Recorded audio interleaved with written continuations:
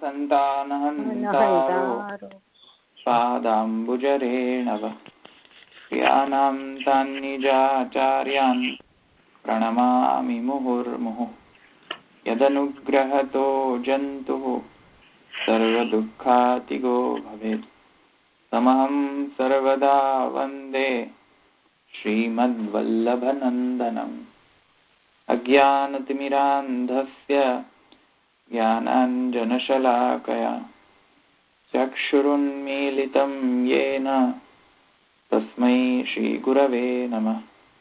नमामि हृदये शेषे लीलाक्षिराब्धिशायिनं लक्ष्मीसहस्रलीलाभिः सेव्यमानं कलानिधिं चतुर्भिश्च स्त्रिभिस्तथा षड्भिर्विराजते योऽसौ पंचधा हृदये मम।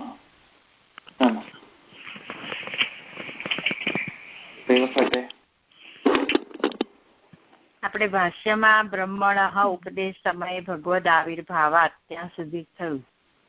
ભગવદ આવિર્ભાવાત સર્વત્ર સ્વાત્માનં પશ્યન ઇન્દ્રેપી તથૈવ ઉપદિષ્ટવાન પ્રજાપતિઃ.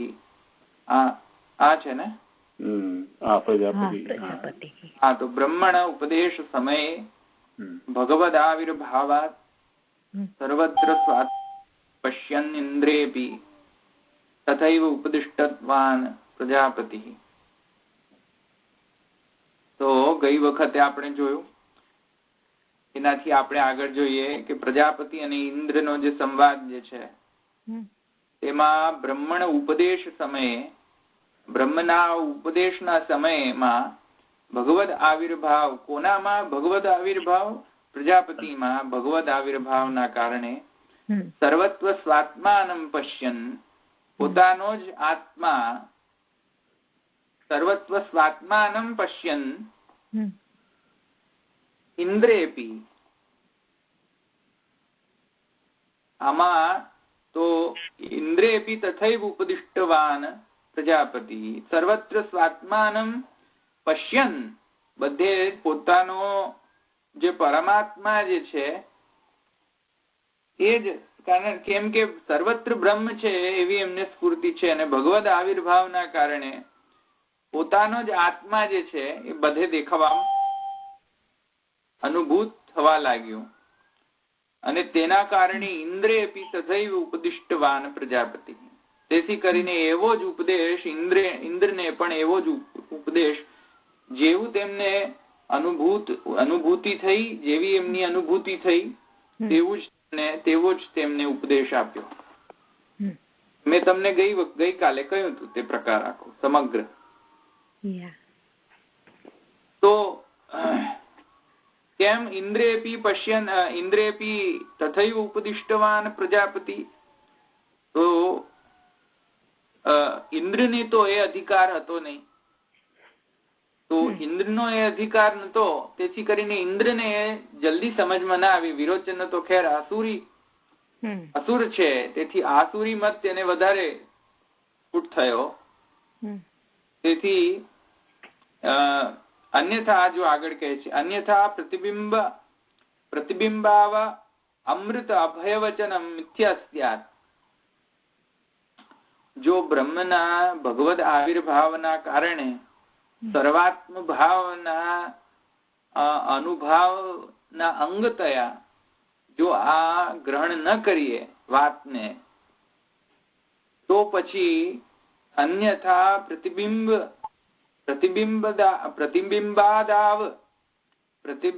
આદાવ અમૃત, પ્રતિબિંબાદ અમૃત અભય વચનમ.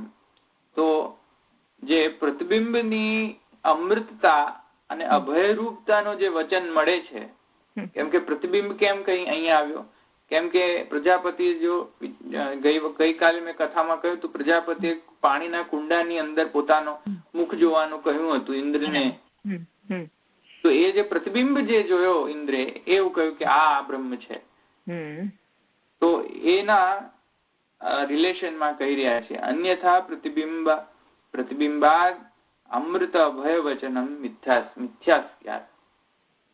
અને પછી કહ્યું કે જે પ્રતિબિંબમાં દેખાઈ રહ્યું છે તે બ્રહ્મ છે અને પ્રતિબિંબ તો મિથ્યા હોય છે. પ્રતિબિંબ મિથ્યા હોય તો પ્રતિબિંબને ઉપરથી એમ પણ કહેવું કે એશ બ્રહ્મેતિ અને એતદ અભયમ મને એતદ અભયમ અમૃતમ એશ બ્રહ્મેતિ જયારે એમ કહે તો પ્રતિબિંબનો સ્વભાવ છે મિથ્યાનો અને એક બાજુ એમ કહે છે કે આ બ્રહ્મ છે, આ અમૃત છે અને આ અભય રૂપ છે. અન્યથા પ્રતિબિંબ જે છે તો મિથ્યા છે. તો પ્રતિબિંબનો અભયરૂપ, પ્રતિબિંબ અને અભયરૂપતા, પ્રતિબિંબની અભયરૂપતા અને પ્રતિબિંબનો અમૃત રૂપતા એ તો વિરુદ્ધ લાગતો વાત છે. પણ છતાંય કહ્યું છે તેથી કરીને આ વચન જે છે અમૃત રૂપતાનો અને અભય રૂપતાનો જે પ્રતિબિંબનો એને જો કન્સિસ્ટન્ટલી એનાલિસિસ કરવું હોય એને સાચું ગણીને એનાલિસિસ કરવું હોય તો એને સાચું ગણવું પડશે. અને તેથી કરીને બંનેની કન્સિસ્ટન્ટ જે એનાલિસિસ જે છે, કન્સિસ્ટન્ટ ઇન્ટરપ્રિટેશન જે છે એ તો ઇન્ટરપ્રિટેશન શું હશે કે પ્રતિબિંબ જે છે એ પ્રતિબિંબમાં એમનો તાત્પર્ય નહોતો, પણ કોનામાં તાત્પર્ય હતો? તત્વમસીની અંદર. તે પ્રતિબિંબમાં નથી, કોનામાં છે? તત્વમસી. પ્રતિબિંબમાં એ તાત્પર્ય નથી કે જે પ્રતિબિંબાત્મક છે એ જ બ્રહ્મ છે, એવું નથી. એ અર્થ છે શૃંગગ્રાહિકા વૃત્તિથી બતાવી દેવું, ડેમોન્સ્ટ્રેશન થી કે તું બ્રહ્મ છે. સમજવાય? તત્વમસી. એથી કરીને આને સાચું તો ગણવું જ પડશે, કેમ કે એક બાજુ એમ પણ કહે છે કે યેશ બ્રહ્મેતિ. પ્રતિબિંબને શા માટે કોઈ બ્રહ્મેતિ કહે? તેથી જો બધા શ્રુતિને એક વાક્યતા કરવી હોય તો આ રીતે એક વાક્યતા થશે. ઇન્દ્રે તુ આવિર્ભાવાદ પ્રજાપત્ય સન્નિધાને ઇકોયણજી પ્રજાપતિ અસન્નિધાને નહીં, અસન્નિધાન. જો અહીંયા સંસ્કૃત નો જ્ઞાન તો કોઈ સન્નિધાને અર્થ કરી દે. તો ઇન્દ્રે તુ આવિર્ભાવાત પ્રજાપતિ અસન્નિધાને વિપરીતમ પશ્યતિ. તો હવે પ્રશ્ન એવો થાય કે હા, પ્રજાપતિએ તો પોતાના સર્વાત્મ ભાવના અંગતયા આ જ્ઞાનનો ઉપદેશ આપ્યો ઇન્દ્રને. ઇન્દ્રે કઈ રીતે એ ઉપદેશને ગ્રહણ કર્યો? કહે છે ઇન્દ્રે તું આવિર્ભાવાત, ઇન્દ્રે તું આવિર્ભાવાત પ્રજાપત્ય અસન્નિધાને વિપરીતમ પશ્યતિ. પ્રજાપતિનું સન્નિધાન એટલે ઇન્દ્રમાં અહીંયા કઈ ગડબડ લાગે છે. ઇન્દ્રે તું આવિર્ભાવાત, સોરી, હા બરાબર છે. બે નેગેટિવ થયા ને એટલે મને લાગે છે પ્રજાપતિ અસન્નિધાને વિપરીતમ. એક મિનિટ સાંભળો. ઇન્દ્રે તું આવિર્ભાવ અભાવાત છે. ઇન્દ્રે તું આવિર્ભાવ અભાવાત છે. ભાવ છે ને આવિર્ભાવનો. આવિર્ભાવ અભાવાત અકસ્ત વર્ણે દીર્ઘના કારણે અભાવાત થઈ જશે. તો ઇન્દ્રે તું આવિર્ભાવ અભાવાત પ્રજાપતિ અસન્નિધાને વિપરીતમ પશ્યતિ. એટલે ઇન્દ્રમાં તો આવિર્ભાવનો અભાવ છે. પ્રજાપતિની જેમ આવિર્ભાવ, ભગવદ આવિર્ભાવ સ્થિત નથી તેની અંદર. તેથી કરીને એ આવિર્ભાવ પ્રજાપતિની અંદર તો છે, પણ ઇન્દ્રની અંદર એ આવિર્ભાવ નથી. તેથી પ્રજાપતિ અસન્નિધાને, તેથી પ્રજાપતિના અસન્નિધાનના કારણે, કેમ કે પાછા જાય છે, પાછા આવે છે. સમજવાય ને? પ્રજાપતિ પાસે ઉપદેશ ગ્રહણ કરીને પછી પાછા જાય છે. કા સમજી ગયો, સમજી ગયો. 3 વખત આવ્યો છે ઇન્દ્ર. પાછું રસ્તામાં વિચાર આવે કે ના બરાબર નથી એટલે પાછા આવે. લોકમાં જાય છે તો લોકમાં જતા પહેલા જ પાછા ફરે છે. બીજી વાર આવ્યો છે, 3 વાર આવ્યો છે. પ્રજાપતિ અસન્નિધાને જે છે, કેમ કે પ્રજાપતિનો અસન્નિધાનના કારણે તેમને વિપરીત જ્ઞાન થાય છે. વિપરીતમ પશ્યતિ. સમજવાયું? તો તેથી કરીને પાછા આવે છે. તો પ્રોબ્લેમ પ્રજાપતિમાં નથી, પ્રોબ્લેમ ઇન્દ્રમાં છે. અતઃ તાવન માત્ર દોષ પરિહારાય અન્યથા ઉપદેશઃ સ્વપ્નાદિષુ તથા પ્રકૃતેપી સુષુપ્તાવસ્થાયામ ભગવદાવિર્ભાવાત તથા વચનમ. તેથી કરીને આ પ્રસ્તુત જે પ્રકરણ જે છે એમાં પણ આવું જ સમજવું. પ્રસ્તુત પ્રકરણ એટલે કે અત્યારનો જે પ્રકરણ જે છે ને, જે વિષય વાક્ય જે છે દહર ઉત્તરેભ્ય ની અંદર, એમાં પણ એવું જ સમજવું. એવું જ સમજવું એટલે કેવું સમજવું? તો કહે છે સુષુપ્ત્યાવસ્થામાં ભગવદ આવિર્ભાવના લીધે એવું વચન પ્રજાપતિનું છે. તેથી યાદ કરો કે પૂર્વ પક્ષીનો જે દર ઉત્તરેભ્ય ની અંદર જે પૂર્વ પક્ષો હતા એમાંનો એક પૂર્વ પક્ષ જે હતો તે શું હતો કે કેમ કે પૂર્વાર્ધ અને ઉત્તરાર્ધ એક જ પ્રકરણમાં છે, તેથી પ્રકરણાર્થ એક જ હોવો જોઈએ. અને કેમ કે ઉત્તરાર્ધની અંદર જીવનું વર્ણન છે, કેમ કે જીવની સુષુપ્ત્યાવસ્થા, સ્વપ્નાવસ્થા અને જાગ્રતાવસ્થાનું વર્ણન છે. તેથી કરીને આ જીવનું પ્રકરણ ઉત્તર ભાગમાં હોય અને જો એ જ જીવનું પ્રકરણ પૂર્વ ભાગથી પણ સિદ્ધ થતો હોય તો કેમ નહીં જીવ સિદ્ધ થાય? એ પૂર્વ પક્ષી સ્ટેન્ડ હતો ને, જે એ પૂર્વ પક્ષીના સ્ટેન્ડ ને કહે છે કે તેથી કરીને આ ઉત્તર ભાગ પણ બ્રહ્મનો પ્રકરણ છે. પૂર્વવત પણ ઉત્તર પણ બ્રહ્મનો જ વર્ણનનો પ્રકરણ છે. અહીંયા કોઈ જીવનો પ્રકરણ અહીંયા નથી. સમજમાં આવ્યું ને આટલું? ધવલભાઈ, હા બોલો. આપણે પ્રજાપતિને બ્રહ્મની સ્ફૂર્તિ છે એમ કહ્યું અને પછી કીધું કે આવિર્ભાવ થયો, એટલે સ્ફૂર્તિ અને આવિર્ભાવ એટલે ઓલું જ્ઞાન સમજવાનું ને પેલું આવેશ સમજવાનું? ના, બંને સેમ જ છે. તો પછી તેને પછીથી કેમ આત્માનું દર્શન થાય છે? એટલે સમજો નહીં. આવિર્ભાવ થવાથી એને બધે પોતાના આત્માનું દર્શન પ્રજાપતિને થયું. તો પછી સ્ફૂર્તિ હોતી તો પછી આવિર્ભાવ થવાનું અગેન કહેવાનો શું મતલબ? ના, આજ કહેવા માટે તો મેં તમને સમજાવ્યું. નહીં તો ક્યાંય પ્રકરણમાં તો એવું સ્ફુટ નથી ને. મહાપ્રભુજીએ ત્યાં સમજાવ્યું ને, પ્રકરણમાં એવું કઈ સ્ફુટ નથી. તમને પ્રકરણ વાંચો તો તમને ખ્યાલ ના આવે કે ત્યાં આવિર્ભાવ છે. તો મહાપ્રભુજીએ ક્યાંક ત્યાં કહ્યું છે અને વ્યાસજીએ ત્યાં એનો ઉલ્લેખ કર્યો છે, તેથી કરીને ત્યાં છે. અચ્છા. એટલે તમે જો પ્રકરણ વાંચો તો તમને એવું ખ્યાલ ના આવે ને કે પ્રજાપતિની અંદર ભગવદ આવિર્ભાવ છે, એવું ખ્યાલ નહીં આવે તમને. કારણ કે પૂર્વ પક્ષીને ક્યાં ખ્યાલ આવ્યો? એ તો મહાપ્રભુજીએ કહ્યું તેથી મેં તમને કહ્યું. અહીંયા છે વર્ણન, તેથી મેં તમને પહેલેથી જ કહી દીધું. અચ્છા. એટલે એમને ઓલવેઝ સર્વત્ર આત્માનો જ ભાવ થઈ રહ્યો છે એમ સમજવાનું?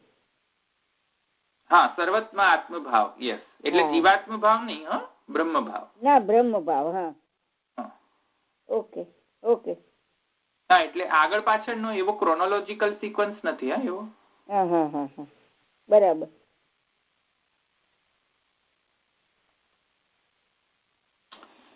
ઓકે. તો કહે છે હવે, તો શું કહે છે? જો અતઃ તાવન માત્ર દોષ પરિહારાય અન્યથા ઉપદેશ. તેથી અન્યથા ઉપદેશ પણ તમને મળશે. જુઓ,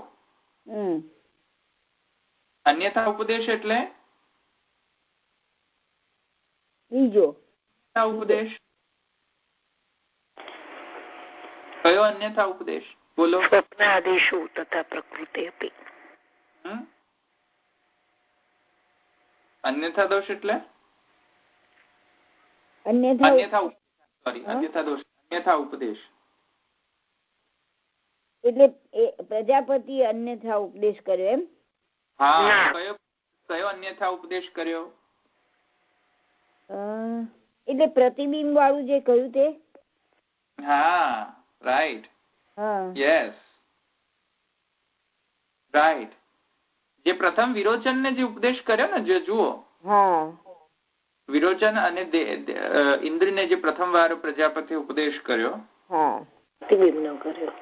ત્યાં જે ઉપદેશ કર્યો ને, જે એ તો એ માયાવાદી જેવો લાગે, એ ગઈકાલે જેવું થયું હતું, રાઈટ? એટલે તેમાં એમને કહ્યું ઘરેણા પહેરીને જુઓ તમને કોણ દેખાય છે. તો ત્યાં વિરોચન ને દેહ પોતાનું જ પ્રતિબિંબ જોયું એમ. દેહ સર્વ કાંઈ છે એવું સ્ફુટ થયું ને. રાઈટ.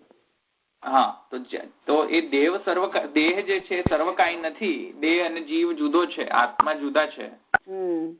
એ શટલ ડિફરન્સ જે છે એને દ્યોતન કરવા માટે આ બધા એક્ઝામ્પલ્સ જે છે એ અન્યથા રૂપથી આપ્યા. કયા એક્ઝામ્પલ? સુષુપ્તિ, જાગ્રત અને સ્વપ્ન અવસ્થા રૂપ એક્ઝામ્પલ. જાગ્રત અવસ્થામાં એક્ઝામ્પલ આપ્યો, સ્વપ્નાવસ્થાની અંદર એક્ઝામ્પલ આપ્યો, રાઈટ? એ અન્યથા ઉપદેશ છે. અન્યથા ઉપદેશ એટલે કે એમને આપવો તો ઉપદેશ બ્રહ્મનો, પણ બ્રહ્મના ઉપદેશ આપતા આપતા પહેલા એ તો ખબર પડવી જોઈએ ને લોકોને કે દેહ અને જીવ જુદો છે. શાખા અરુંધતી ન્યાયન. તો ફલ સુધી પહોંચવા માટે જે સોપાન યુઝ કરવામાં આવતા હોય છે, એ સોપાનો જે છે તે રૂપ આ ઉપદેશ છે. તેથી અન્યથા ઉપદેશ કહે છે તે. એટલે બ્રહ્મનો ઉપદેશ આપવાનો તાત્પર્ય હતો, પણ બીજી રીતે આપ્યો. પણ તેમણે ધીરે ધીરે સોપાનથી એમને ઉપદેશ આપ્યો, વન બાય સ્ટેપ. આવ્યું સમજમાં? કેમ કે સ્વપ્ન અવસ્થા અથવા તો જાગ્રત અવસ્થા અથવા તો સુષુપ્ત્યાવસ્થાનું વર્ણન છે, બસ એટલું જ પકડીને એમ કહી દેવું કે આખો પ્રકરણ જીવ પ્રકરણ છે, એ બરાબર ઇન્ટરપ્રિટેશન નથી. કેમ કે ત્યાં થોડોક અન્યથા ઉપદેશ કર્યો છે. અન્યથા ઉપદેશ કર્યો છે કેમ કે ઇન્દ્ર અને વિરોચન ને ભગવદ આવિર્ભાવ, એમનામાં ભગવદ આવિર્ભાવ નથી, સર્વાત્મ ભાવની સિદ્ધિ ત્યાં એમને નથી. અને જ્ઞાન માર્ગીય સર્વાત્મ ભાવ, જ્ઞાન માર્ગીય સર્વાત્મ ભાવ એમને સ્ફુટ નથી થયો, એમને સિદ્ધ થયો નથી. અને તેથી કરીને એમને સ્ટેપ બાય સ્ટેપ બ્રહ્મ જ્ઞાન આપવું હોય, અચાનક જ સર્વમ ખલ્વિદમ બ્રહ્મ કહે તો એમને કાંઈ સમજમાં ના આવે. તેથી સ્ટેપ બાય સ્ટેપ પ્રોસેસને કરવા માટે જાગ્રત સ્વપ્ન સુષુપ્ત્યાવસ્થાથી એમને એક્સપ્લેન કરી છે. અન્યથા ઉપદેશ લાગે એ અન્યથા ઉપદેશ એટલા માટે છે કેમ કે ઇન્દ્ર અને વિરોચનમાં ભગવદ આવિર્ભાવ નથી.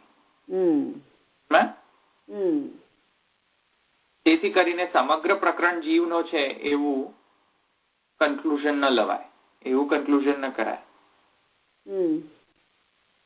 તેથી પણ એવું સિદ્ધ થાય છે તસ્માદ ઉભયમપી ભગવત પ્રકરણમેવ. તેથી ઉભયમપી ભગવત પ્રકરણમેવ, બંને પૂર્વ ઉત્તરાર્ધ બંને જે હાફ જે છે એ બ્રહ્મ પ્રકરણ જ છે, બ્રહ્મનો જ પ્રકરણ છે. એવમ અન્યત્રાપી ભગવદ આવેશ કૃતા ભગવદ ધર્માભિલાપા ઉહ્યા તસ્માદ દહરઃ પરમાત્મૈવ. અહીંયા ઉહ કર્યું છે, જો ઉહ કર્યો છે ને, જો ઉહ તો ખબર છે ને, મેં તમને સમજાવ્યું હતું. પોતાની વાત કેવી હોય તો કહી શકે એમ નહીં, એને થોડી ઉહ કહેવાય. તો કેમ એવું? અચ્છા, બોલો શું કહેવાય? ઉનો શું મતલબ કહેવાય? મેં તમને સમજાવ્યો હતો ને. સમજાવ્યું તું તો ખરું. એટલે પોતાની વાત ઇનડિરેક્ટલી રજૂઆત કરે છે, ઇનડિરેક્ટલી રજૂ કરે છે. હું સિદ્ધાંત મુક્તાવલીમાં કહ્યું તું જે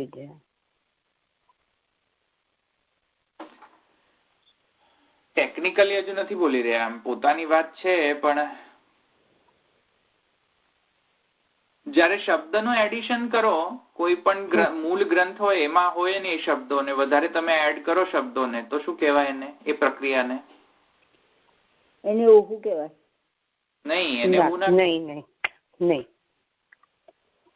તો બધા ભૂલી ગયા. શું કહેવાય? શબ્દો એડ કરો કોઈ મૂળ ગ્રંથમાં, સૂત્રના શબ્દ કરીને તમે આ વધારાનો એક શબ્દ એડ કરો સૂત્રની અંદર, તો એને શું કહેવાય? એ પ્રક્રિયાને, પ્રોસેસને?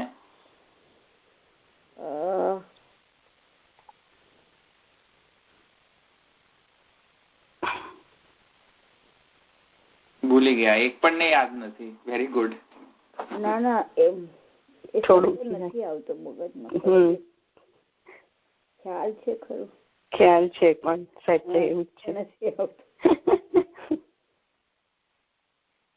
જયારે શબ્દનો એડિશન કરો ત્યારે એને એક પ્રક્રિયા કહેવાય છે. ફાઇન કરજો, એને યાદ કરીને આવજો. હવે ઓપન કરો, તમારી નોટ્સમાં લખાવી છે મેં તમને.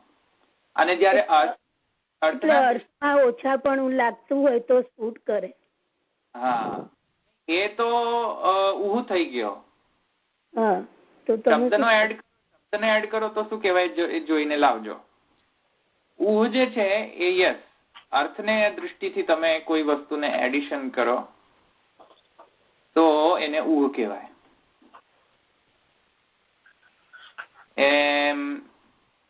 તેથી અહીંયા ઉહ કરી છે મહાપ્રભુજી. ઓકે, અહીંયા ઉહ કર્યો છે. ઉહ શું કર્યો છે અહીંયા? એટલે એક વાર સમજો છે ને, શાસ્ત્રના પ્રક્રિયાની અંદર, શાસ્ત્રને વિચારવાની પ્રક્રિયાની અંદર એમાં એક છે ઉહની પ્રક્રિયા. તમે સૂત્રને ઇન્ટરપ્રિટ કરો તો વાર્તિકકાર ઉહ કરી શકે, બધું જ કરી શકે. વાર્તિકકારની એટલી બધી લિબર્ટી હોય કે જે સૂત્રકાર કહેવા નથી માંગતો, કદાચ ભૂલી પણ ગયો હોય, તો એને સુધારવાનું પણ કામ વાર્તિકકાર કરે. બરાબર છે. પણ ભાષ્યકાર એ ન કરી શકે. ભાષ્યકારે હંમેશા અનન્ય રહેવું જોઈએ સૂત્રકારથી. જે કહ્યું હોય તે જ જે કહ્યું છે એ જ એને કહેવું પડે. સૂત્રકારનો જે પણ આશય છે એનાથી ભલતો આશય એ વ્યક્ત કરી ન શકે. પોતાના સ્વપદાની જ વર્ણ્યતે, પોતાના શબ્દોથી પણ એ વર્ણન કરી શકે. ક્યારે કરી શકે? without doing any additional changes to the મૂળ સૂત્ર. તમે એને સૂત્રને એમ ના કહી શકો કદા રહી ગયો, હી રહી ગયો, તું રહી ગયો, આ શબ્દ ઉમેરવો જોઈતો. તો આવું બધું ભાષ્યકારને લિબર્ટી નથી.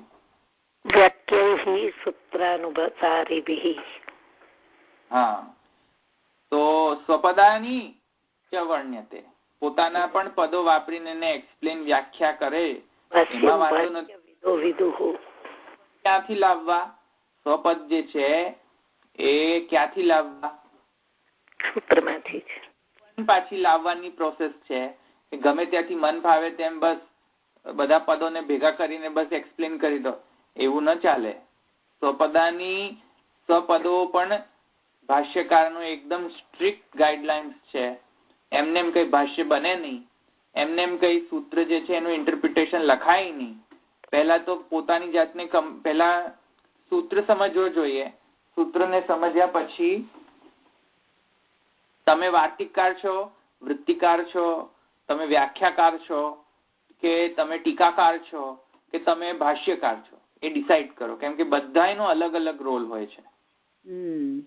વાર્તિકકારને બધી જ લિબર્ટી હોય છે, પણ જેટલી વધારે લિબર્ટી એટલું એનું પ્રમાણ રૂપતા જે છે થોડીક ઓછી થતી જાય. કેમ કે હવે એ શું કરે છે, અમુક જગ્યાએ પ્રમાણ એક્સેપ્ટેબલ છે. જેવી રીતે પાણીની વરરુચિ, કાત્યાયન વરરુચિ અને પતંજલિ, તો પતંજલિ જે છે ભાષ્યકાર છે, ભાષ્યકારમ પતંજલિમ છે ને, પાણીનીમ સૂત્રકારં ચ, અને સૂત્ર લખ્યું છે. અને વરુચિ કોણ છે? સ્વવાક્ય. હા, લો એ પણ ભૂલી ગયા પાછા, પ્રાર્થના પણ ભૂલી ગયા. મંગલાચરણ તો રોજ કરીએ છીએ. વાક્યકારમ વરરુચિ, ભાષ્યકારમ પતંજલિ. એટલે વાર્તિક કર્યું છે તેમણે. તો વરુચિ વાર્તિકકાર છે, સમજમાં આવ્યું? એવું ઉમેરી શકે, જેમ કરવું એમ કરે. વાક્યકાર છે આ બધી. તો અહીંયા જો ઉહ કરવામાં તો વાંધો નથી, પણ શબ્દ એડ ન કરી શકે. શબ્દ એડ કરવો ન જોઈએ. ઉહ કરી શકે. ઉહ કર્યો છે, જો અહીંયા શું ઉહ કર્યો છે હવે સમજો. ઉહ કર્યો છે કે ભગવાનના જ્યાં જ્યાં ધર્મોનો આવિર્ભાવ હોય ત્યાં ત્યાં ભગવાનના જ જ્યાં જ્યાં ભગવદ આવેશથી વર્ણન કરવામાં આવ્યું હોય તે પછી જેનામાં ભગવદ આવિર્ભાવ થયો એના ધર્મો નહીં ગણીને ભગવાનના જ ધર્મો ગણવા. સમજમાં આવ્યું? ફરી જરા કહેશો. જ્યાં જ્યાં ભગવાનના ધર્મોનું વર્ણન હોય આવેશના કારણે, જેનામાં આવેશ થયો છે એના ધર્મો નહીં ગણવાના, જેનો આવેશ છે એના ધર્મો ગણવાનો. જેનો આવેશ છે તેના ધર્મો. તો પ્રકરણ જે છે જેનો આવેશ છે તેનો પ્રકરણ થશે સિદ્ધ. તેથી ભગવાનનો આવેશ છે તેથી કરીને દહર પરમાત્મા છે એમ કે છે.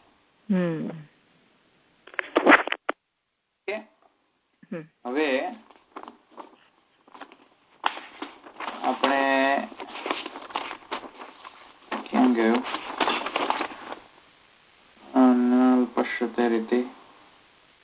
અલ્પશ્રુતે રીતિ ચેદ ઉક્તમ. આ લઈ લઈએ. અન્યાર્થશ્ચ પરામર્શ તમે જાતે કરી લેજો, નાનું છે. આ ફિનિશ કરીને પછી આપણે નેક્સ્ટ ટાઈમ થી અનુકૃત્ય અધિકરણ એ આપણે લઈશું. અનુકૃત્ય અધિકરણ ન તત્ર સૂર્યો ભાતિ ન ચંદ્ર તારકમ નેમા વિદ્યુતો ભાંતિ કુતોયમ અગ્નિઃ તમેવ ભાંતમ અનુભાતિ સર્વમ તસ્ય ભાષા સર્વમિદમ વિભાતિ. આના ઉપર ચર્ચા કરશું. મને લાગે છે તમે બધાએ સાંભળી છે આ શ્રુતિ. ન તત્ર સૂર્યો ભાતિ ન ચંદ્ર તારકમ નેમા વિદ્યુતો ભાંતિ કુતોયમ અગ્નિ. આ નહીં સાંભળ્યું? સાંભળ્યું છે. બાવા ઘણી વખત આનો એક્ઝામ્પલ આપે છે. ન તત્ર સૂર્યો ભાતિ બહુ જ વખત એક્ઝામ્પલ આપે છે આ શ્રુતિને. તો એના પર છે આ પ્રકરણ. અલ્પશ્રુતે રીતિ છે દુક્તમ. આપણે ફટાફટ ફિનિશ કર્યા. આમાં બહુ છે, ખાસ નથી. આમાં તમને બધું ખ્યાલ છે. હું ફટાફટ ગાડી દોડાઈશ આજે. અલ્પશ્રુતે હે લખો, સંધિ વિચ્છેદ કરો. અલ્પશ્રુતે હે ઇતિ ચેત. લખો ને, લખો છો રાઈટ? અલ્પશ્રુતે હે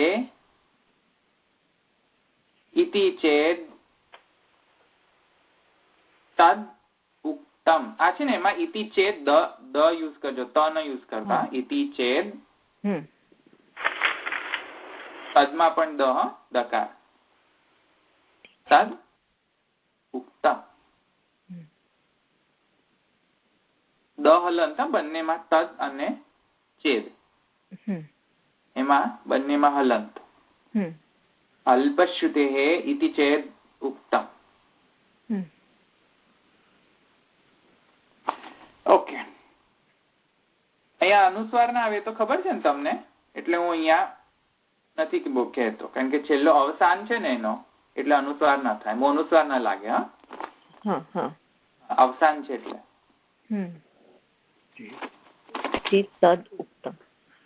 હા, ઓકે. શું કહે છે શ્રુતિ જુઓ, ટ્રાન્સલેશન સમજી લો પછી આપણે ભાષ્યમાં જઈએ. અલ્પશ્રુતે હે. અલ્પશ્રુતે એટલે શું? દહર. દહર ઉત્તરેભ્ય જે દહર જે છે ને પ્રથમ જે જો શ્રુતિ છે એમાં એમાં દહરની શ્રુતિ જુઓ શું કહે છે, ફર્સ્ટ જ શ્રુતિ જુઓ, એમાં અધ્યાયની ફર્સ્ટ જ શ્રુતિ છે, એમાં જો અલ્પ છે કે જે આટલા નાનામાં સર્વ આકાશ જેટલું બહાર છે એટલું જ અંદર છે. યાદ છે? હું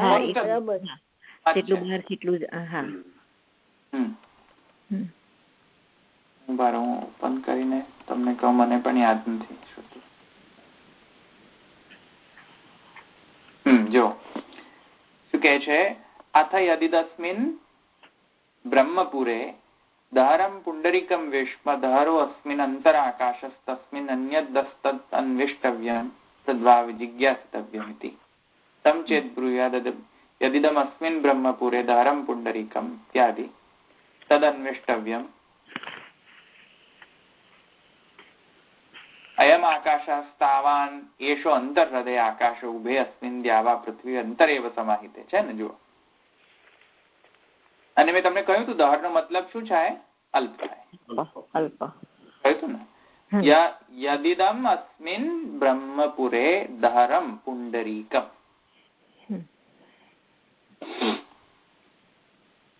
કેટલો નાનો?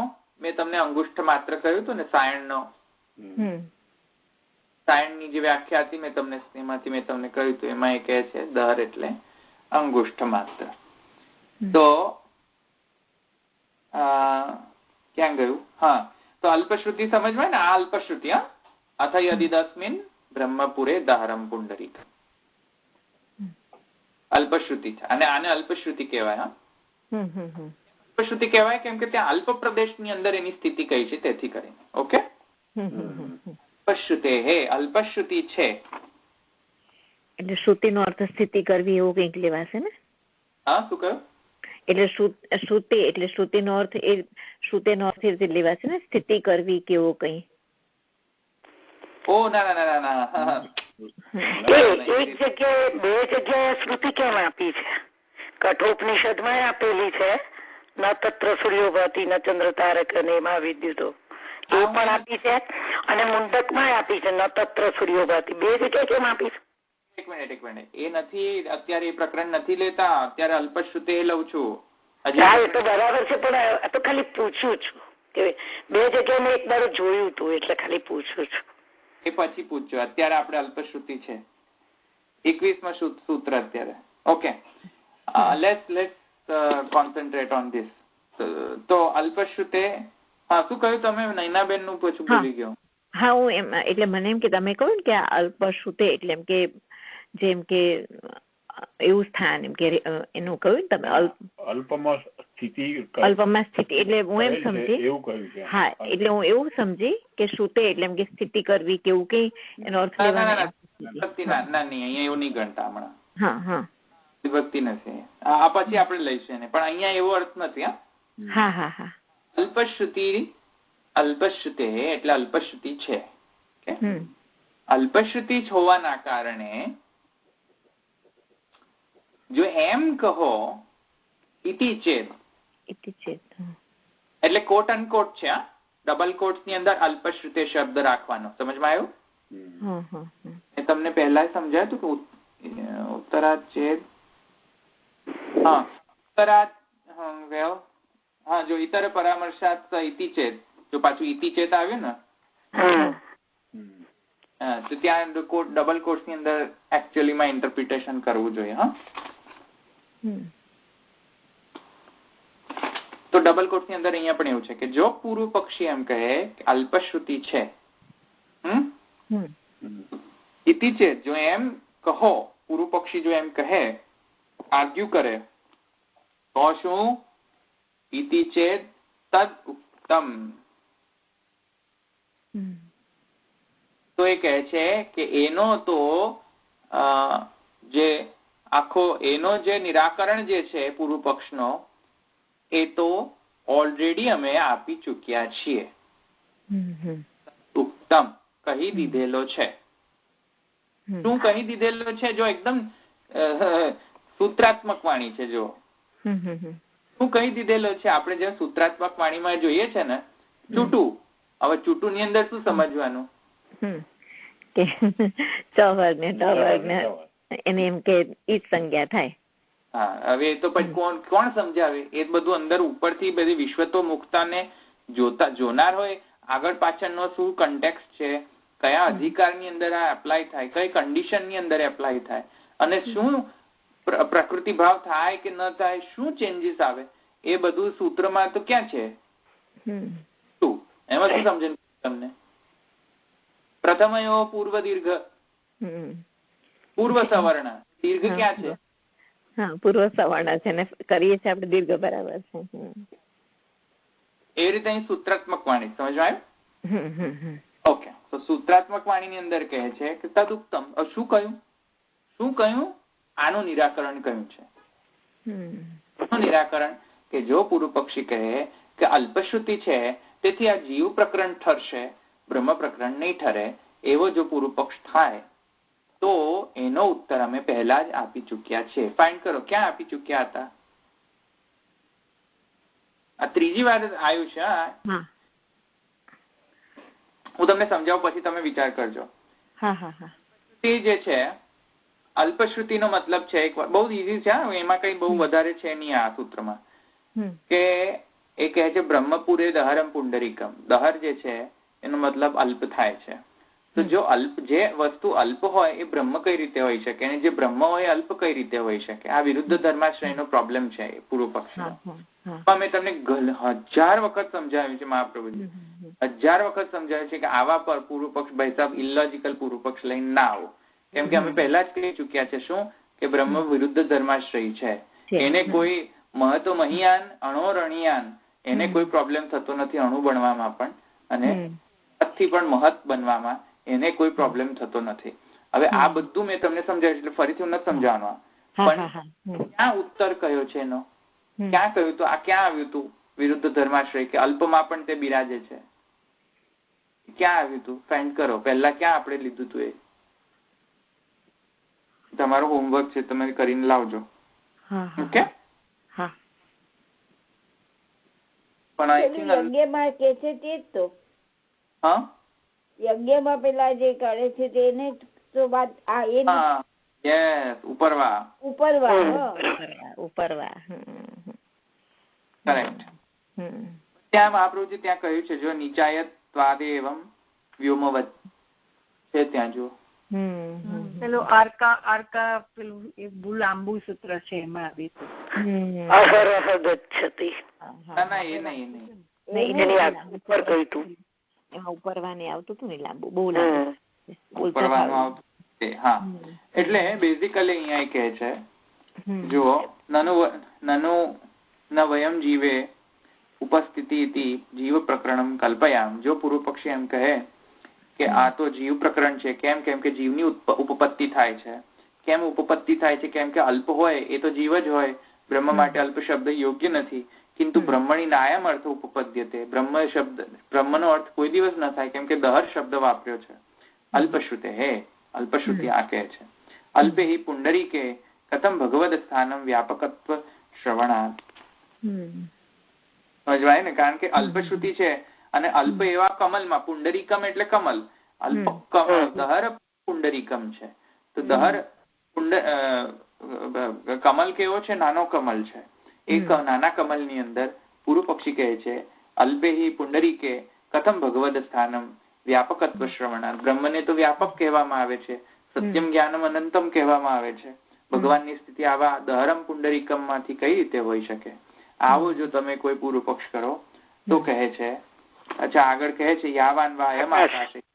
એમ પૂર્વ પક્ષી વધારે પાછળ સપોર્ટ કરવા માટે કહે છે કે જે આકાશ એ એટલે કે વ્યાપક હોય છે. આવા બધા શ્રુતિઓનો તો વિરોધ આવશે. તસ્માત વિરોધ પરિહારાય જીવ એવા આરાગ્ર માત્ર તથા ભવતી કલ્પ્યત ઇતિ ચેત તર્હિ ભગવાન. ઇતિ ચેત થી પછી સિદ્ધાંત પક્ષ ચાલુ થાય છે. એ કહે છે આગળ પૂર્વ પક્ષી કહે છે કે વિરોધનો પરિહાર કરવા માટે આપણે એક્સેપ્ટ કરી લેવું જોઈએ કે આ જીવ પ્રકરણ છે. કેમ કે જીવનો તો આરાગ્ર માત્ર શતધા કલ્પિતસ્ય એમ કરીને જીવનો જે સાઈઝ જે છે એ તો ત્યાં અલ્પ કહેવામાં આવેલો જ છે અને અહીંયા પણ અલ્પ છે. અલ્પ ભાઈ એવી રીતે અહીંયા જીવ પ્રકરણ ગણી લો. ઇતિ ચેત તર્હિ, તો જો એમ કહેવામાં આવે તો સિદ્ધાંતો કહે છે કે ઇતિ ચેત તર્હિ ભવાન સમ્યક વિચારકો અસ્મદીય એવા. આ કેમ આવું યુઝ કર્યું મને ડાઉટ છે, હું બાવાને પૂછી જોઈશ આવું મહાપ્રભુજી કેમ શબ્દો વાપર્યા, સમ્યક વિચારકો અસ્મદીય એવા. It's very astounding to me, surprisingly, કે મહાપ્રભુજી આમ કેમ કહે છે કે અસ્મદીય એવા. એનીવેઝ પછી સમજા, હમણાં કઈ નહીં, હમણાં મને નહીં સમજ પડતી. ઓકે. પરમ તત્ સમાધાનમ પૂર્વમેવ ઉક્તમ. હવે સમાધાન કરીશ. આ સમ્યક વિચારકો અસ્મદીય એવા એટલે શું ખબર છે કે આ સારો વિચાર છે અને એ અમારા છો. મને મારું ઇન્ટરપ્રિટેશન તમે સમજો, કદાચ ખોટું હોય અહીંયા, એટલે હું ગેરંટી નથી લેતો આ સ્ટેટમેન્ટની, કદાચ મારું ખોટું હોય ઇન્ટરપ્રિટેશન, પણ અહીંયા મહાપ્રભુ એમ છે કે સમ્યક વિચાર કેમ કહ્યું, આ પૂર્વ પક્ષને સમ્યક વિચાર કયો, વાત સમજો, એ કેમ સમ્યક વિચાર કયો અને અસ્મદીય કયો, એટલે અમારા છો તમે એમ કેમ કહ્યું, કેમ કે જીવનો અણુત્વ તો માન્યું ને, જીવનો વ્યાપકત્વ તો ના માન્યો ને. વિચારોમાં એટલે સમ્યક એટલે વ્યવસ્થિત વિચારમાં એ અગ્રી તો થઈ જ ગયા ને, એટલે સમજવાય ને, એટલે જીવનો તો અણુત્વ એને ગ્રહણ કર્યો ને આરાગ્રસ્ત વાર્તાજી આવે છે ને, પેલા એક વાર્તાજી આવે છે નાકમાં પૂમડા ભરાવે છે કે કઈ નઈ ભગવાન છે એટલું તો માન્યું ને કે સુગંધ લઈ લેશે એવું તો માન્યું ને. એટલે હું અહીંયા ગેરંટી નથી લેતો આ સ્ટેટમેન્ટની, હા, એટલે તમે અહીંયા લખતા નહીં કશો, જસ્ટ સમજી લેજો. અને કદાચ ખોટું સમજાઈ ગયું હોય એટલે ભાઈ આની ગેરંટી હું નથી લેતો આ સ્ટેટમેન્ટની. ખબર નહીં એવું કેમ કહ્યું, હું અંદર જોઈશ પેલા, મેં ટીકા નથી જોઈ, કદાચ ફૂટ કરેલું હશે, રશ્મિકારે કરેલું હશે, જોઈને પછી તમને કઈ હમણાં નથી મને ખબર. ઓકે, મને એવું લાગે છે કારણ કે જીવનું અણુત્વ જે છે બહુ મહાન સિદ્ધિ છે. જો કોઈક એગ્રી કરી લેતું હોય ને કે જીવ અણુ છે, ભયો પણ આ લોકો તો જીવને વ્યાપક ગણે છે ને, એ તો પ્રોબ્લેમ છે. સમજમાં ને કેવી રીતે એને પૂર્વ પક્ષીને કઈ રીતે એને એના જ ઝાંસામાં ભેરવી દીધો. પૂર્વ પક્ષી હવે બ્રહ્મવાદનો પ્રોપોનેન્ટ હતો, એ શું કહે છે આવ્યું સમજમાં? પૂર્વ પક્ષી એમ કે જીવ બ્રહ્મ છે, જીવ વ્યાપક છે, હવે એ કહે છે જીવ અણુ છે. જુઓ, મહાપ્રભુજી માટે તો ખુશીનો વિષય છે ને કે તો એ તો જુઓ પછી ક્યાં હતું, તો પરમ સમાધાનમ પૂર્વમેવ ઉક્તમ. તેથી કહે છે અસ્મદીય, તમે અમારા છો, કેમ કે અમારા મતમાં આવી રહ્યા છો ધીરે ધીરે. પછી કહે છે એનો સમાધાન અમે આપીએ છીએ. નિચાયત્વાદ એવં વ્યોમવત, એ જે સૂત્ર છે એમાં અમને બધું જ સમજાવી દીધું છે કે બ્રહ્મની વ્યાપકતા અને અલ્પતા એક સાથે કઈ રીતે બ્રહ્મની વિરુદ્ધ ધર્માશ્રયતા થાય છે એ અમે ઓલરેડી સમજાવી દીધું છે, એટલે આપણે આગળની સમજીએ. કે છે તન્ન પ્રસ્મર્તવ્યમ, તેથી કરીને વધારે સ્મરણ કરવાનું જરૂર નથી. હા, તેથી કરીને કહે છે કે બધું જ જે છે એ બધું અમે પહેલા કહ્યું છે એનું સ્મરણ નહીં કરો, ભૂલી નહીં જાઓ. પછી કહે છે વિરોધસ્તુ સર્વભવન સમર્થે બ્રહ્મણીય નાશંકનીય. તેથી વિરોધ તો એ સર્વભવન સામર્થ્યના કારણે છે, સર્વભવન સામર્થ્ય આશ્રયત્વ આવે છે, અને તેથી કરીને બ્રહ્મના આ ધર્મોમાં કોઈ આશંકા એવી કરવી નહીં. તથા પુરુષ શરીરશ્ચ પુરુષત્વે ચ મામ ધીરાઃ સાંખ્ય યોગ વિશારદાઃ આવિષ્કરામ પ્રપશ્યન્તિ ભગવદ વાક્યાત. આ જે છે ભાગવત ની અંદર છે, 11મા સ્કંદમાં છે, આનો લખી દો, ભાગવત 11:7-21 ની અંદર આ ભગવાને કહ્યું છે, ભગવાનના જ વાક્યો છે. શું વાક્ય છે કે સાંખ્ય અને યોગમાં જે વિશારદ એવા જે ધીર પુરુષો જે છે, પુરુષત્વે ચ મામ ધીરાઃ, મને જે પુરુષો જે છે, જે કયા ધીર પુરુષો? સાંખ્ય યોગ વિશારદ જે બધા જે સ્કોલર્સ જે છે, ધીર પુરુષો જે છે, આવિસ્તરામ પ્રપશ્યંતી સર્વશક્તિ ઉપબ્રહ્મિતિ, એને તો હું કેવો લાગુ છું, સર્વશક્તિ ઉપબ્રહ્મી, બધી શક્તિથી સમર્થવાન હું લાગુ છું, એવું એ બધા સમજે છે, વિશારદો બધા વિદ્વાનો જે છે તે. તેથી કરીને અહીંયા વિરુદ્ધ ધર્માશ્રયને સમજવામાં તમને કોઈ પ્રોબ્લેમ આવો ન જોઈએ. તસ્માત ભગવાન એ દહરૈતિ સિદ્ધમ, તેથી ભગવાન દહર છે, બીજો કોઈ નહીં, એ અહીંયા સિદ્ધ થાય છે. ઇતિ દહર પ્રકરણ પતી ગયો, દહર પ્રકરણ થઈ ગયો. હવે અનુકૃત્ય અધિકરણ નેક્સ્ટ ટાઈમ થી લઈશું. બિફોર હું બધી કથા પક્ષમાં જવા નથી માંગતો. મેં તમને ઉપનિષદ આપ્યા છે, વાંચીને લાવજો. કઠમુંડક ઉપનિષદ. હવે હું કથા નહીં કહું. હા,